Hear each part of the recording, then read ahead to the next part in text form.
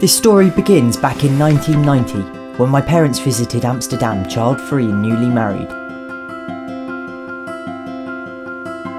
They returned home with 4 statues of the houses there, each based upon a real building in the city. They've been in this cabinet for longer than I've been alive, and I've always been fascinated by them. If I ever visited Amsterdam myself, I wanted to try and find the real-life houses behind them. And now, 27 years later, that's exactly what I was on my way to do.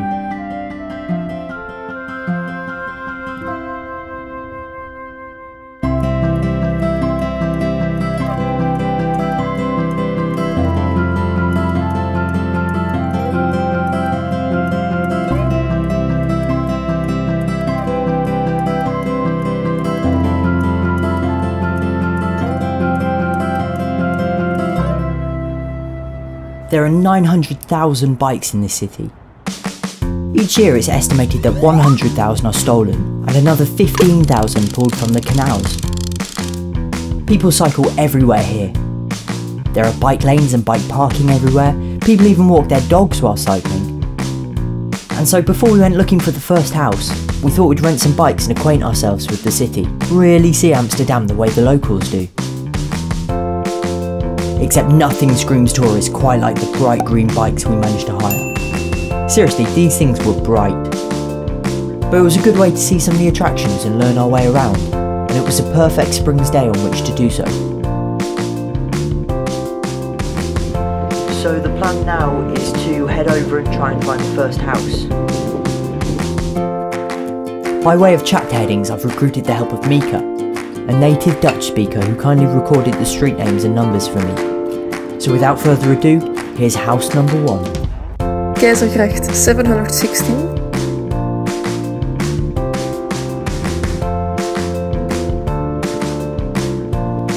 Wow, there it is.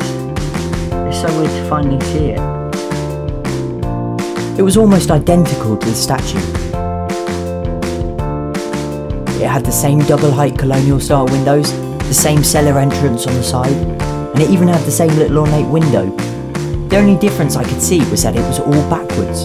I guess someone really messed up when making the mould for this one. One thing in particular that makes the houses here so charming and unique are their gables. A gable is essentially just the area where the upper wall meets the roof of a building. First there's a rather simple triangular gable. Then there's a spout gable. Again very simple, but this one ascends to a squared spout as opposed to a point. Next is my personal favourite, the step gable. I find these to be some of the nicest looking houses in the whole city. Finally there are Amsterdam's 2 specialties, the net gable and the bell gable. Net gables have this very basic squared design, but with an elaborate bit on top that to me looks a lot like a judge in a traditional wig. And bell gables curve upwards like the outline of a bell, and sort of remind me of Krusty the Clown's haircut from The Simpsons.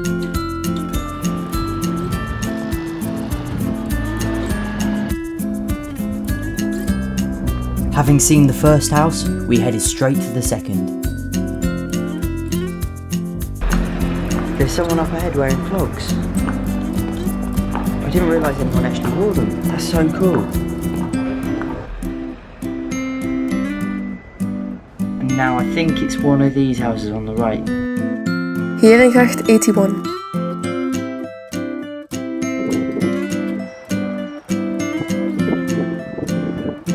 House number 2. Now this is the oldest residential house in Amsterdam. When the city was founded in the 1200s, houses were generally built from wood, as seen in the actual oldest house in the famous Bijenhof courtyard. However, there were several massive fires in the Middle Ages that destroyed almost all of the wooden houses, resulting in wood being largely banned as a construction material. And with this, Amsterdam as we know it was built. And this particular house, built in 1590, is now the oldest, with the majority of others being built later in the 1600s.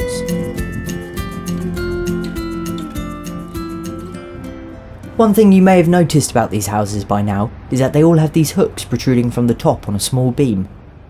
You see, when the houses were originally built, they were taxed according to the width of their fronts. And so to avoid paying more, the Dutch built tall and thin, sometimes excessively so such as the smallest house in the city, just 2 metres wide. Each house was generally 5 or 6 stories tall, and they had to be economical with space, resulting in a maze of narrow corridors, small rooms and winding staircases. Take our hotel as an example, a traditional 5-storey canal house. Naturally, we were on the top floor. We had bunk beds and the smallest bathroom I'd ever seen. The toilet was in its own separate room, or perhaps more appropriately its own cupboard. It was so small that if you sat down, you had to angle your knees away just so you could close the door. And yeah, granted this was a budget hotel, but it gives you an idea of just how much of a luxury space is in these houses. But though these tall and skinny fronts may have kept costs down, they created a problem of their own, namely moving large and awkward furniture up the narrow staircases to the upper floors. And that's where the hooks come in. Rope is tied to a piece of furniture, and then it's hoisted up the outside of the building and taken in through either a window or a purpose-designed hatch.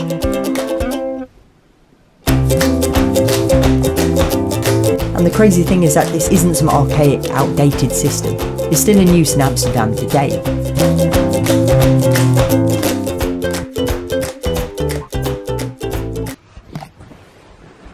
You excited for the boat trip?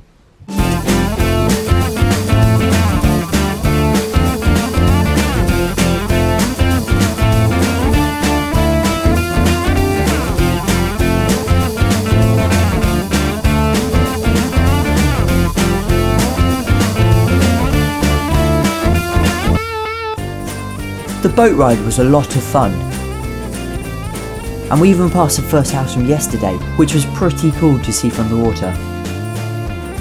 And after lunch, we went looking for house number 3. Here we go. So the final 2 houses are both on this canal. So we're looking for number 211, 375, we've got 373. Here's 311 now, so we've only got 100 to go. We're just passing the Anne Frank house. I think it's 263 if I remember, so we're almost there.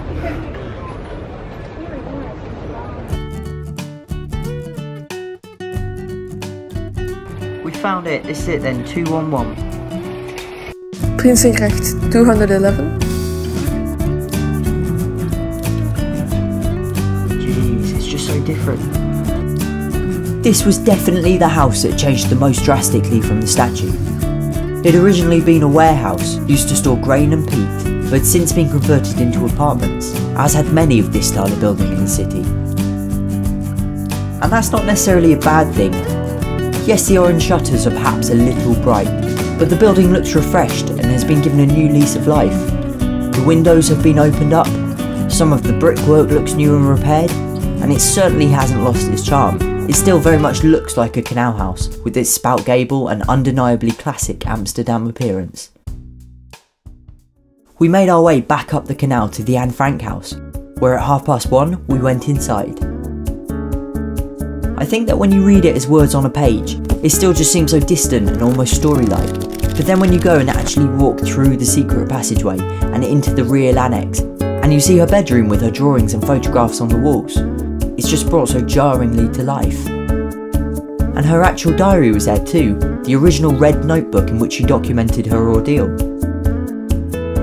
It was towards the end of the afternoon by the time we were finished.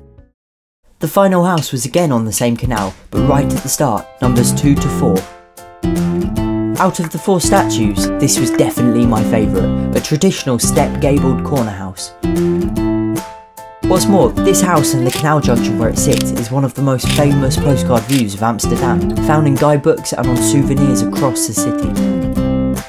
And the reason I was particularly excited is that this house is a cafe, and we would actually get to go inside and eat in the real-life building I'd only known as a statue my entire life. Prinsengracht 2 till 4. The original owner back in the 1600s was a boxmaker named Egbert Gerrits.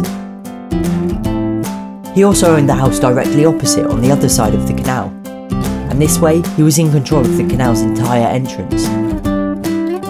For centuries it's been a cafe, originally called the Blue Grape, but today known as Café Papnieland. And like I say, this is one of the most picturesque cafes in the whole of Amsterdam. The inside is like stepping back in time, with delft blue tiles and a wood-burning stove. The walls are even decorated with pictures and illustrations of the house through the ages. And this place is famous for its apple pie, with many food tours of the city stopping here for a taste. What did I?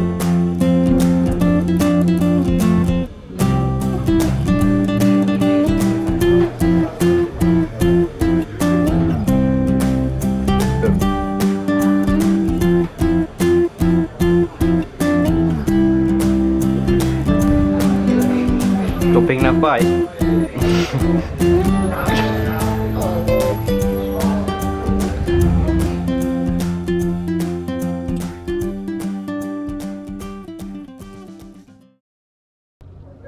So that was it. Our time in Amsterdam was coming to an end, and we'd managed to find all 4 houses, and even go inside one of them and eat Amsterdam's best apple pie. There's something really special about the city, about the bikes and the boats.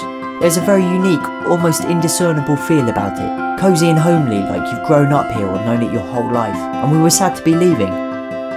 But before we did, there was one last thing we had to do.